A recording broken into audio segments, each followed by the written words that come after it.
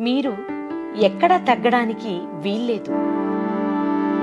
మీ జీవితానికి మీరే యజమాని. ఎస్, మీరు మీతో పాటు ఈ విశ్వంలోని సంపదలకు యజమాని. విశ్వం మీ సేవకుడు. మీరు కోరిందల్లా మీ కోసం ముందుగానే సిద్ధం చేసి ఉంది. మీరు చేయాల్సింది కేవలం దాన్ని అనుభవించడమే. గుర్తుంచుకోండి, ప్రతి క్షణం మీరే రాజు.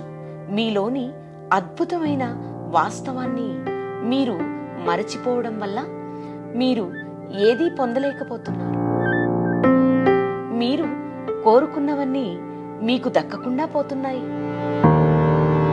ఇప్పటి వరకు ఒక సామాన్య వ్యక్తి మీరు డబ్బు సంపద పొందడం ఎలాగో తెలిసిన మరుక్షణం నుండి మీరే ఒక మహోన్నతమైన వ్యక్తి అని భావించండి.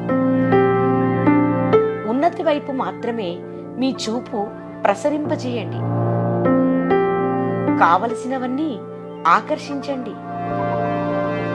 ఆకర్షించిన ప్రతి క్షణం అవన్నీ మీ వైపు సంతోషంగా రావడానికి సిద్ధంగా ఉంటాయి. వాటితో మమేకమైపోండి. డబ్బు సంపదలోనే ఆధ్యాత్మికత ముడిపడి ఉంది. ఆధ్యాత్మికత అంటేనే సంపూర్ణం.